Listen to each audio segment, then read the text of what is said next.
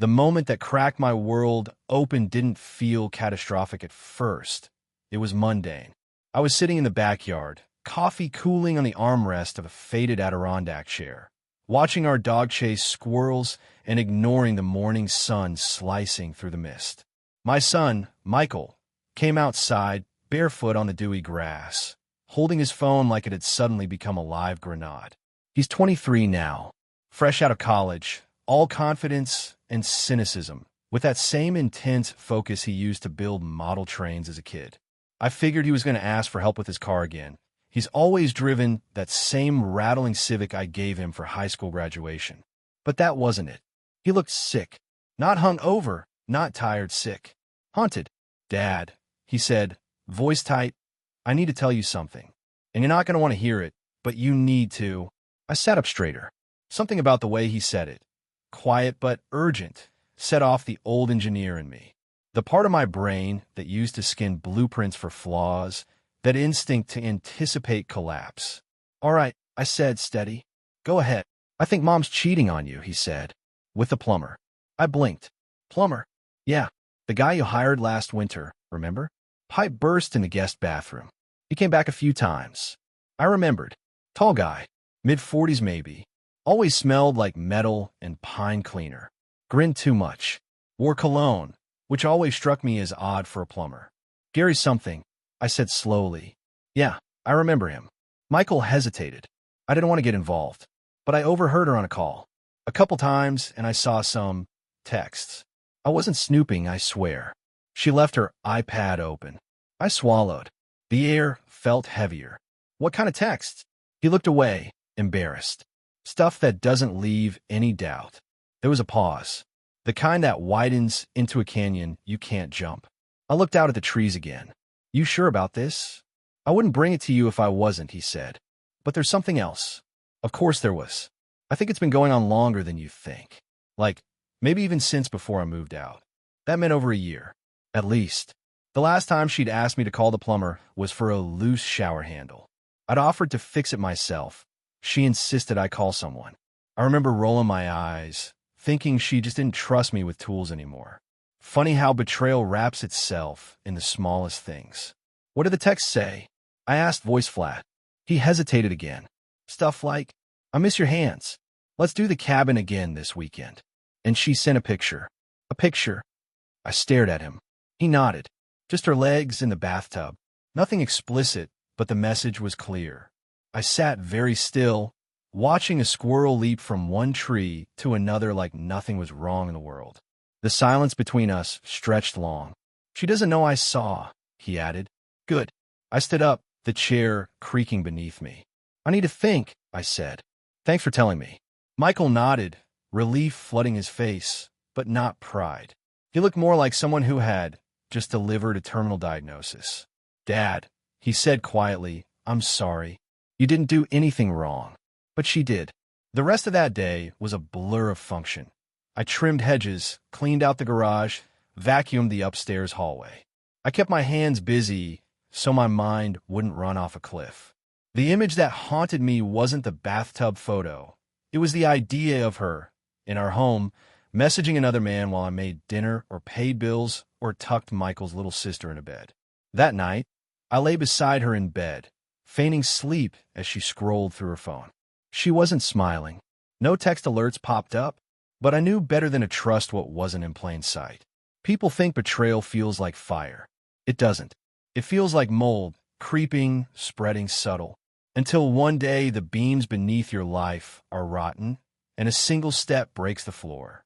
And I was about to start pulling up the boards. I've always been a man who respects silence.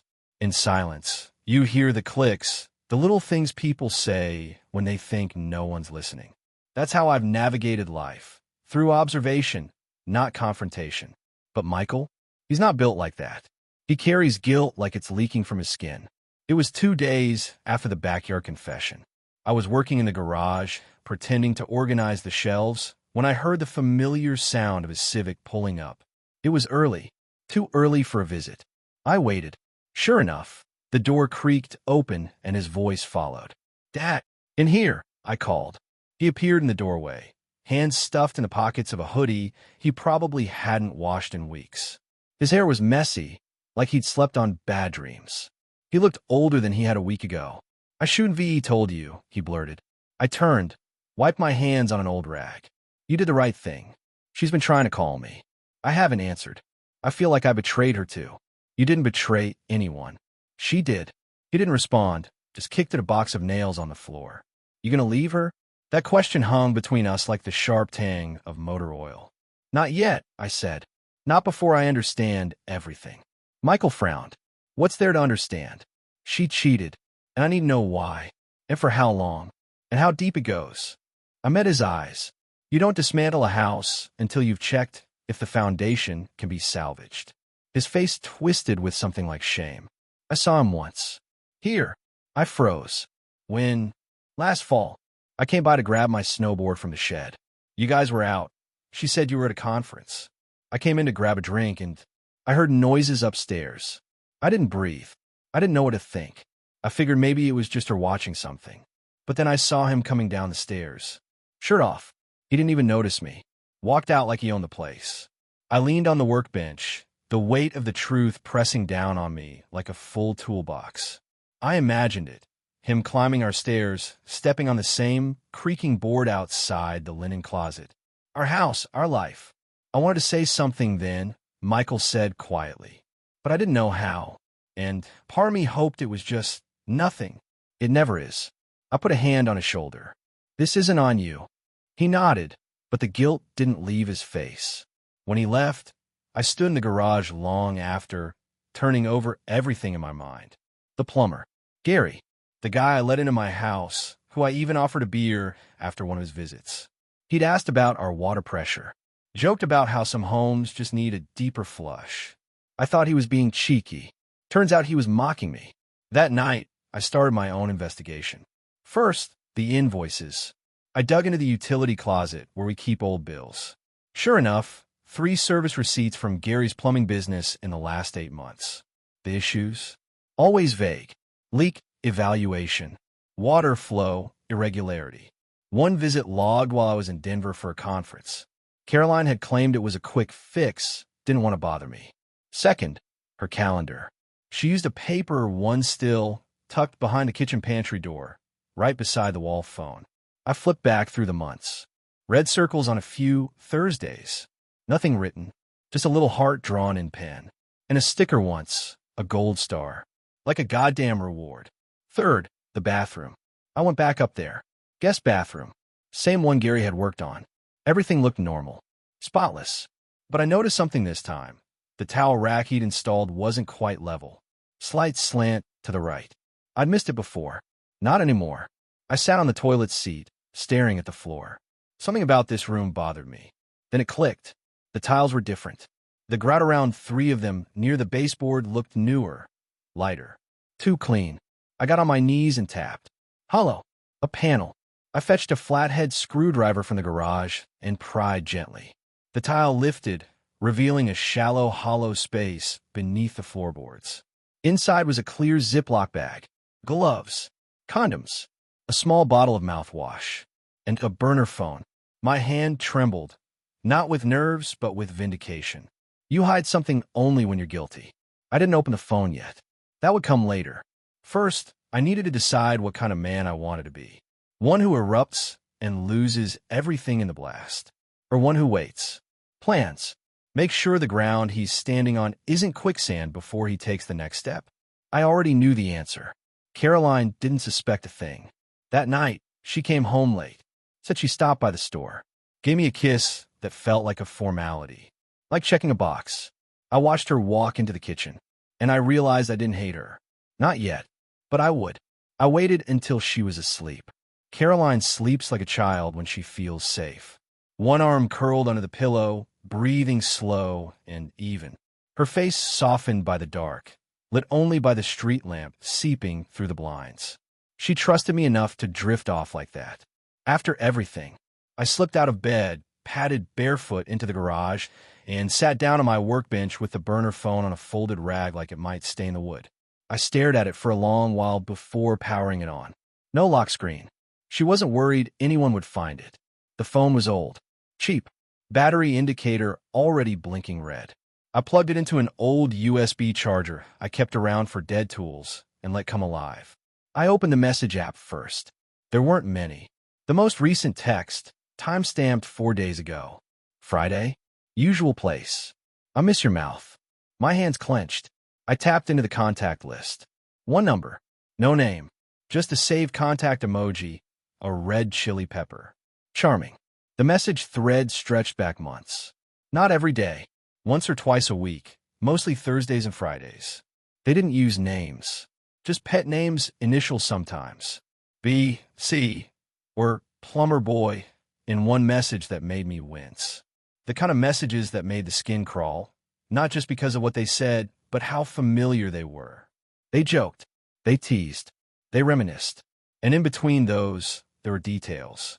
Details like, left you something in the panel again, winky face. Hope the kid didn't hear anything last time. Your walls are thin. That one stopped me cold. So it had happened here.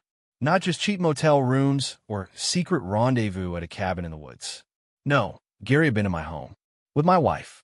While I was out working overtime to fund this goddamn family. There were photos too. Nothing pornographic. She was smarter than that. But intimate. Her in the mirror wearing a robe I hadn't seen before. Her lying on a bed that wasn't ours. Her feet against the dashboard. His dashboard, I assumed, painted toenails and all. And then a voicemail. The timestamp said it was from 3 weeks ago. I stared at it a long time before pressing play. Her voice. Low. Whispery. Hey babe. Just thinking about you. Couldn't sleep. I'm lying here wishing you were beside me. He's in the next room. Clueless as always. Love you. Click. The silence after that message might have lasted a full minute. My heart thudded like a drum in my ears. He's in the next room. Clueless as always. Clueless. That word. That goddamn word. It made me want to destroy something. I looked around the garage, thinking about the hammer drawer. But I didn't move. Because the anger wasn't useful yet. Not until it had direction. Not until it could do damage that mattered. Instead, I pulled out a legal pad and started writing. Every date. Every timestamp. Every implied location. Patterns emerged. Thursdays, mostly. Her yoga nights. And Friday afternoons when she claimed to work from home. I checked the calendar again. Remembered a Thursday 2 months ago when I'd had a dentist appointment rescheduled last minute and came home early. She'd been out grocery shopping. Took her almost 2 hours to come back. Plenty of time for a quick tryst in a parked car somewhere. We're here. In our home. I dug deeper. Checked her credit card statement online. Found a handful of odd purchases over the last few months. 2 separate charges at a gas station an hour north of town. Same time. Same day, 2 different weeks. She doesn't drive that way. Never has. A cabin? I Googled the name from one of the receipts. It was a bait shop and tackle supply near a lake. A known getaway spot for weekend rentals. And suddenly I remembered last fall. She said she was going on a team-building retreat with a marketing department. Took her hiking boots. Came back tanned and sore. I didn't think twice. Now I saw it all differently. I printed the receipts. Took photos of the messages with my own phone. Saved the voicemail file. Copied everything to a flash drive. Then, calmly, I factory reset the burner and slid it back into its plastic bag, back into the tile cavity. She'd never know it was missing. At 2:14 a.m., I crawled back into bed beside her. She shifted slightly, exhaled, then settled again.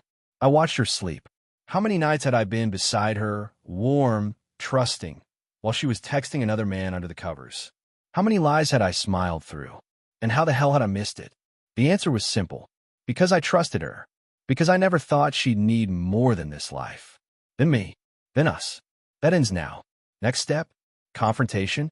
Not yet. That will be mercy. No, exposure. You see, Gary the plumber wasn't just a sleazeball who snuck into my house. He also worked for a larger company in town, Harrison and Sons Plumbing and Restoration. I'd seen the van. I even gave him a glowing review once on Yelp. And wouldn't it be something if his boss found out what he'd been doing on company time? But that would just be the start.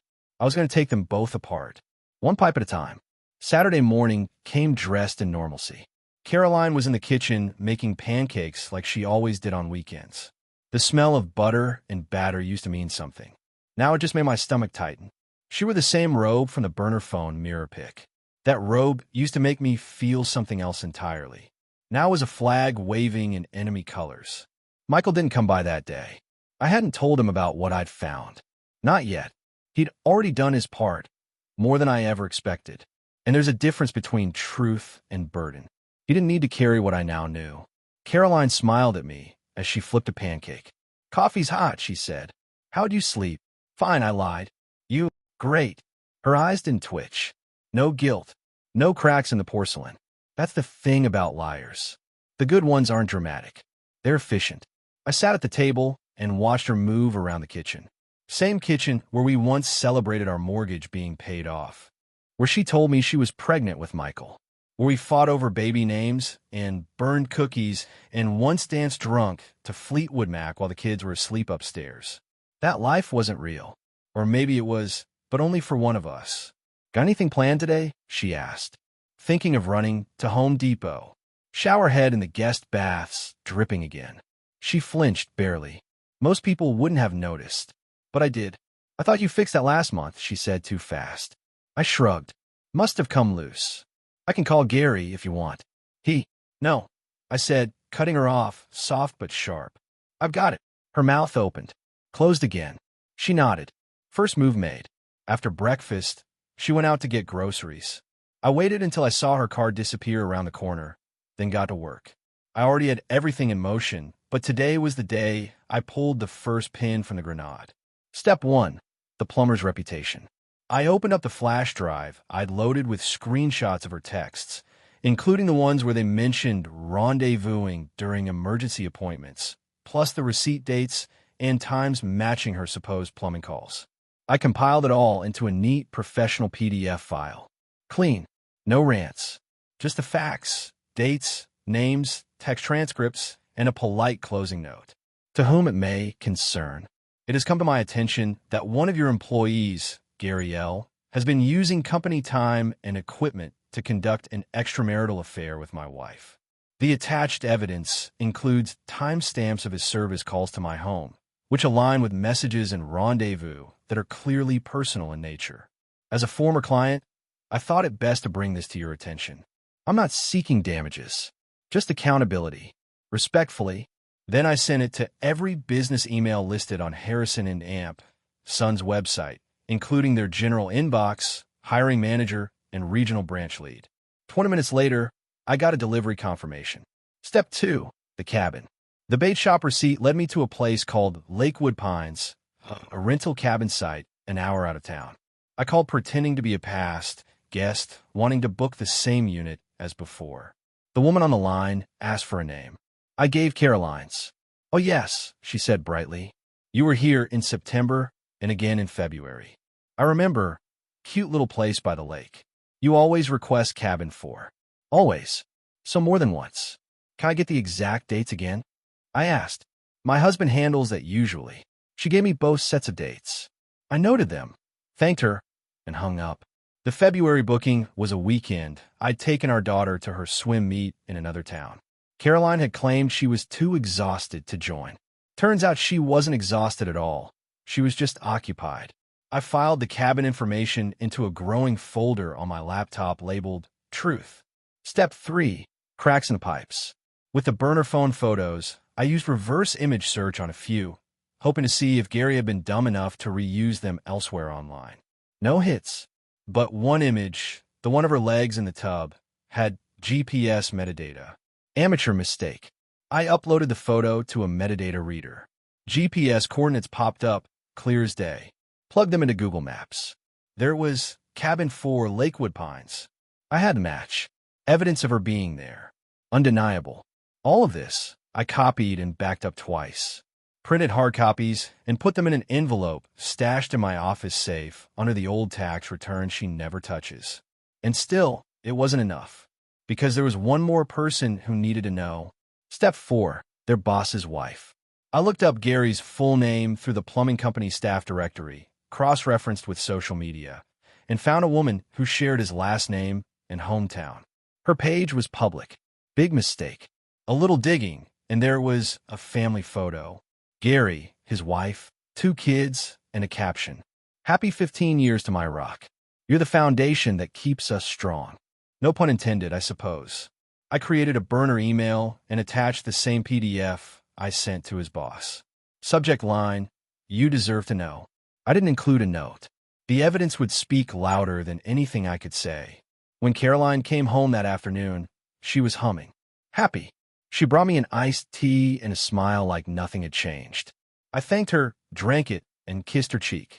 The last time I would do that willingly. She'll never see it coming. And that's the point. Sunday morning brought a stillness to the house I hadn't felt in years. Like the house itself was holding its breath. Caroline was in the shower. I was in the hallway, leaning against the doorframe, sipping coffee and staring down the hallway toward our bedroom like it was a courtroom. The previous day's moves were already working. I checked my email. One reply from Harrison and Amp. Sons. Thank you for bringing this to our attention. We take allegations of this nature very seriously and have escalated the matter internally. I could practically hear the panic behind that corporate response. As for Gary's wife, nothing yet, but that silence was louder than any response could have been. By noon, Caroline was pacing. Have you seen my work phone? She asked, rummaging through her purse. Nope, I said, not looking up from the Sunday paper. Where'd you last use it? She paused. I thought I left it in the car. Maybe I'll check again. Her voice was tight, distracted. She was unraveling at the edges, tugging at the thread, unaware that I was the one who started the pull. But the unraveling wasn't over. It was just past 2 in the afternoon when Michael showed up unannounced again. He walked in without knocking, something he used to do all the time, but hadn't in months. He looked tense, sweaty, not from heat, from pressure. Dad, he said, pulling me aside into the garage. We've got a problem. I didn't like his tone. What kind of problem? I didn't tell you everything, he said. About what I saw. I narrowed my eyes. What are you talking about? His hands trembled. It wasn't just Gary. I mean, he's the one she's seeing now. But I think it started before that. Silence. I waited. There was someone else. Years ago. I was 15 when I first caught something weird. Back then, it was a different guy. One of your friends. He came by a few times to check the furnace. You remember Russell? I stiffened. Russell was a contractor I played poker with every third Friday. Older guy. Widowed. Dry sense of humor. Good whiskey collection. Caroline always said he creeped her out. Yeah, I said slowly. Michael nodded. I walked in on her kissing him once. I didn't even understand what I was seeing. She told me it was a misunderstanding. Said he was drunk and tried something, but she pushed him away. I believed her. You never told me this. I was a kid, Dad, and I didn't want to wreck our family. But after seeing Gary's texts, I started thinking about all of it. That time, the way she acted, it all fits now. She's been doing this for years. The garage suddenly felt colder. All this time, I'd thought Gary was the beginning, but he was just the latest. A recurring problem, not a sudden failure. I rubbed my jaw, heart pounding. You sure? Yeah. He hesitated. Dad, I think she might have used your vasectomy as an excuse. What do you mean? I found something a while back. A birth control pill pack. She told me it was for hormonal regulation. But I did some digging. She'd started it again just months after your surgery. And Dad, you got the surgery so she wouldn't need it. That moment came like a blow to the chest. She'd asked me to get the vasectomy. Told me it was easier than her staying on the pill long term. No more hormones, she'd said. Better for both of us. And I believed her. But she kept taking them anyway. Because she wasn't worried about me getting her pregnant. Michael's voice broke through again. So what do we do? I asked. You're not responsible for this. I'm if I help cover it up. I let this go for too long. I looked at him, really looked at him, and realized I wasn't the only one she'd betrayed. She'd built lies into the walls of our family, layer by layer, until even our son couldn't tell what was real. I put a hand on his shoulder. You were a kid. You didn't know how to carry this. That's on her, not you. He nodded, but the guilt didn't lift. Back inside, Caroline was seated on the couch, nervously checking her phone. Her eyes darted up when we walked in. Everything all right? Michael didn't answer. I did. Let's talk, I said, tone cool. Her smile flickered. About what? I know. That was all I said. And I watched her face crumble. It started in the eyes. That little twitch of panic. Then her mouth opened slightly, closed again. She set her phone down like it weighed 50 pounds. "No what? Don't insult either of us," I said. "Not now." Silence stretched between us. "I found the burner phone," I continued. "The messages, the photos, the cabin." She didn't move. Her eyes welled up, but she didn't deny it. "Good." I also contacted Gary's boss and his wife. The color drained from her face. "You what? Actions have consequences. And since you clearly forgot that, I'm here to remind you. Gary has kids. So do we." Her lips trembled. "I didn't mean." "You meant to lie. You meant to protect your secret. You meant to keep using me like a cover story." I stepped closer. "And Michael? He saw it. Years ago. You lied to your son." Her mouth fell open, eyes darting toward him. "Michael, I didn't know you." "Save it," he said. "You don't get to cry your way out of this." It was the first time I saw him look at her like she was a stranger. She slumped back on the couch, shaking. "I'm not deciding today," I told her. "But know this, everything's changed. And whatever comes next, you earned it." She didn't speak. But for the first time, the silence felt like justice. The house got quieter after that day. Not peaceful, just quiet.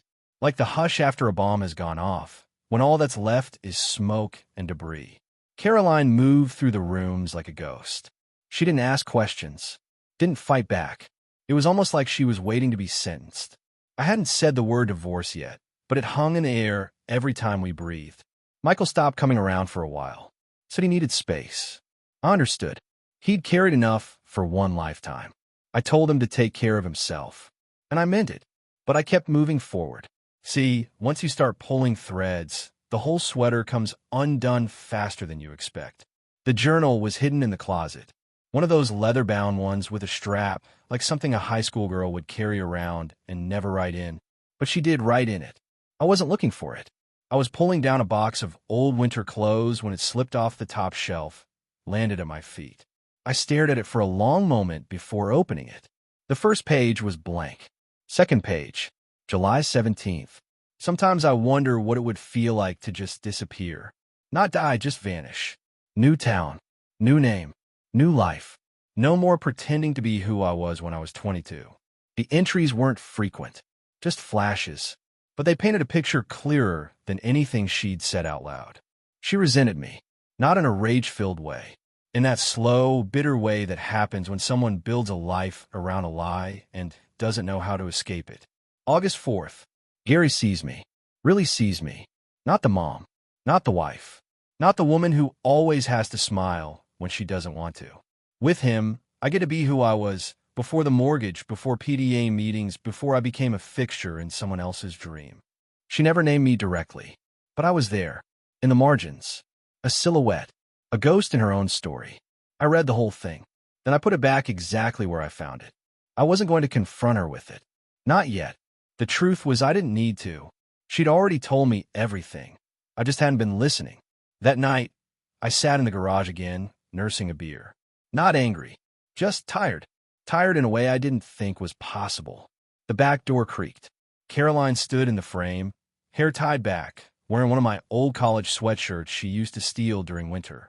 It should have looked familiar. It didn't. "Can we talk?" she asked. "I don't think you want what I have to say." She stepped inside anyway.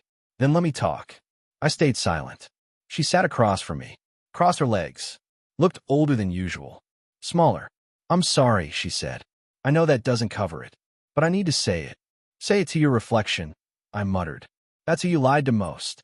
Her jaw clenched, but she nodded. "Fair. What do you want, Caroline?" She didn't answer right away, just stared at the concrete floor. "I want to explain," she said. "Not to excuse myself, just to fill in the blanks." I let her talk. What the hell?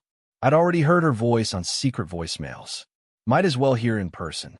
She talked about loneliness, about how routine had buried her alive, about how she didn't plan to fall into an affair. It just started. Small, harmless. A flirtatious comment during a plumbing visit. A long conversation, then a coffee, then a touch. And the rest was erosion. "I was bored, Gary," she said, tears forming. But it wasn't just that. I felt invisible. "You stopped seeing me a long time ago." I held her gaze. "That's your justification?" "I didn't see you." "No," she said, wiping her face. It's not a justification. It's just part of the truth. I didn't speak. Do you remember the last time we took a trip? Just us? 3 years ago. San Diego.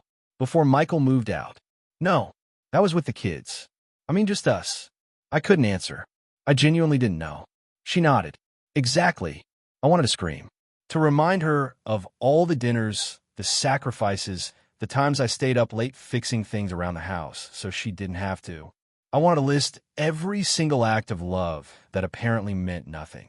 But I didn't, because none of that mattered anymore. Are you still seeing him? I asked. She hesitated. No, because you ended it. Or because you got caught? Her silence was answer enough. I've already spoken to a lawyer, I said. She flinched.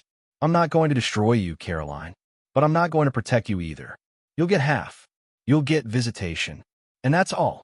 Tears slipped down her face. I deserve worse. Probably. She stood slowly, walked to the door, then stopped. I was never going to leave you, she whispered. Not really.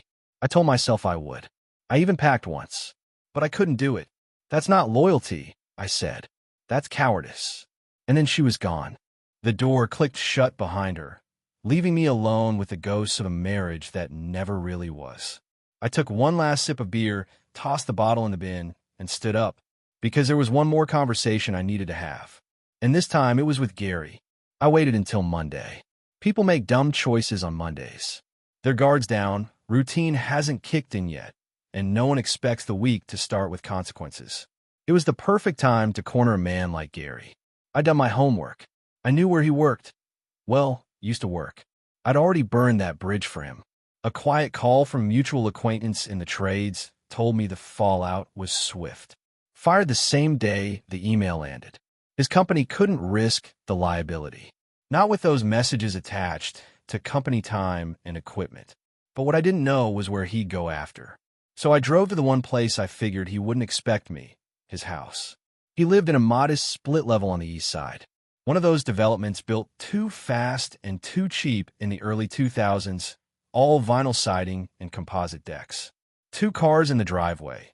One was the plumbing van with the logo scraped off. He was home. I parked across the street. Walked up his drive slow, steady.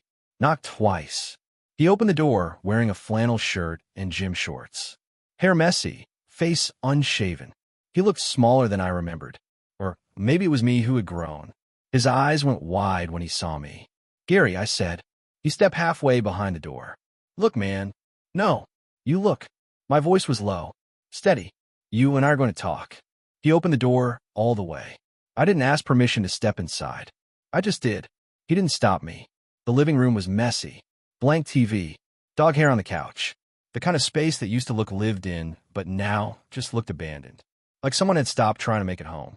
I turned to him. Did you love her? I asked. He blinked. What? It's a simple question. Did you love my wife? He ran a hand through his thinning hair. I don't know, man. Maybe. It wasn't supposed to be like that. You were just fixing pipes and tripped in her bed. Huh. He had the nerve to look embarrassed. It started off as flirting. She seemed lonely. We talked, and you listened. That's all it took. She said you didn't care anymore, that you didn't even notice her. I stepped in close, just enough to make him sweat. And you believed her? She seemed sincere. She was married, with kids. You knew that. He nodded, eyes dropping. I didn't think it'd go as far as it did.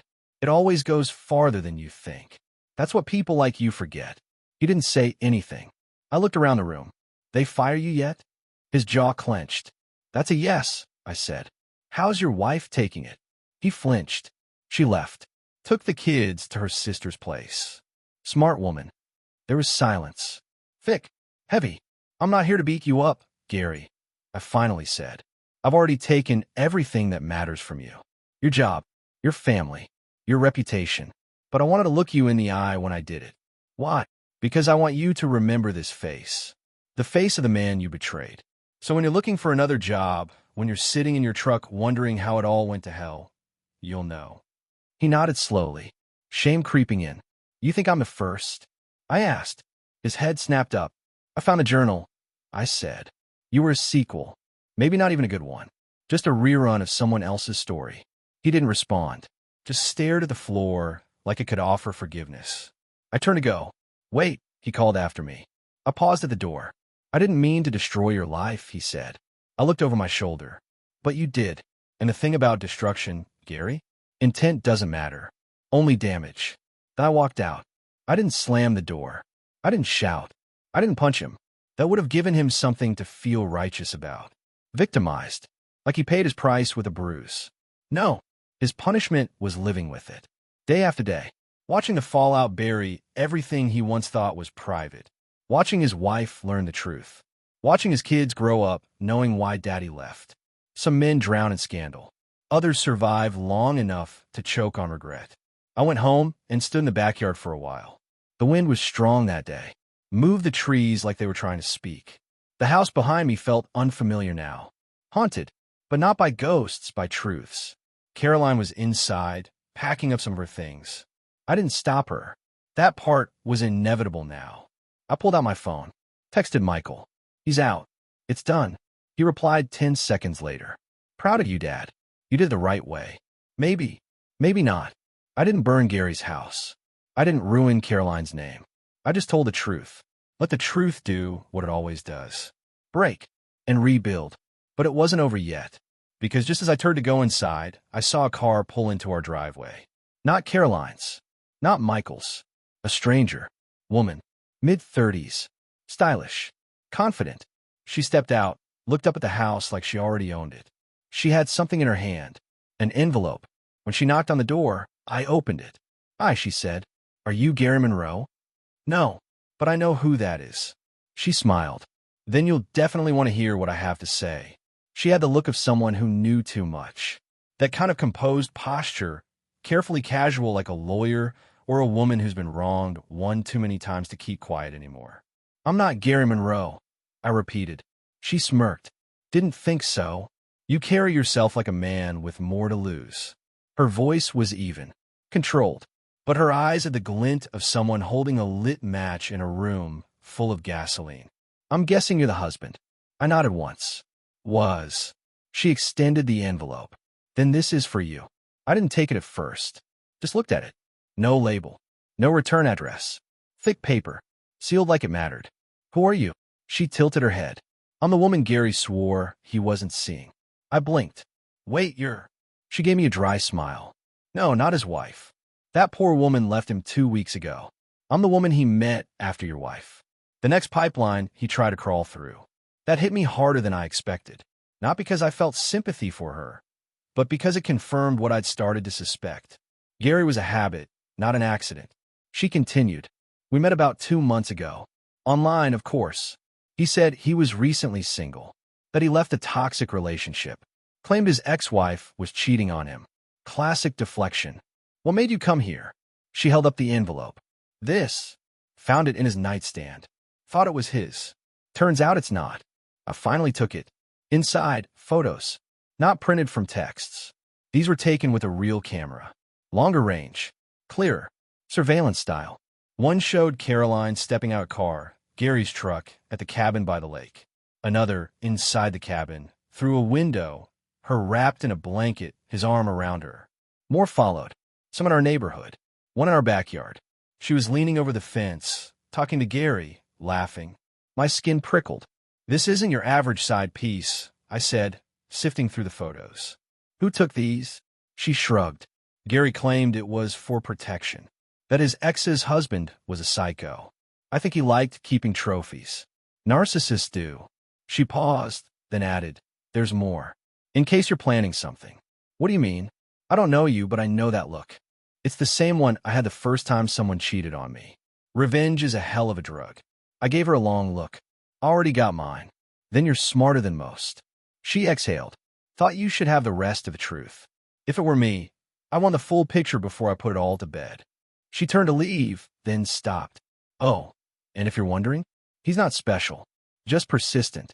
You're not the only man who's had to clean up his mess. With that, she got in her car and drove off. I stood in the doorway for a while, flipping through the photos one more time. They weren't shocking anymore. Just confirmation. Gary hadn't just stolen moments from my marriage. He'd collected them, curated them, like a man proud of what he broke. Back inside, Caroline was in the bedroom folding clothes into a suitcase. She didn't ask where I'd been. She didn't look up. I placed the envelope on the dresser, right beside her. I thought you should see what your plumber kept for souvenirs. Her hands froze. Then, slowly, she picked up the envelope and slid the photos out. I watched her face shift as she took them in. Regret, embarrassment, and then something new, fear. "What is this?" she asked. His latest girlfriend dropped it off. "You weren't the only one." She looked up at me like she wanted to deny it, but knew there was no point.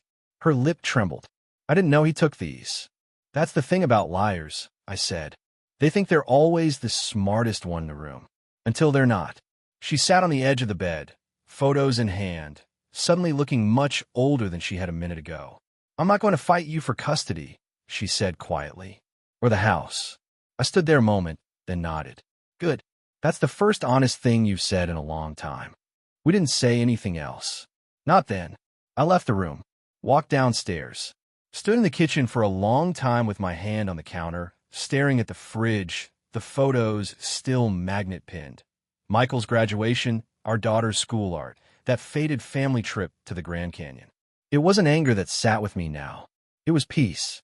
Not the soft kind, the surgical kind, the peace of resolution, of knowing nothing more needs to be said. When Monday rolled around, the papers were filed. Caroline moved into a 2-bedroom across town. Michael stopped by again. We sat on the porch and talked like men, like equals. He told me he was proud of how I handled it. "You didn't lose your soul in the process," he said.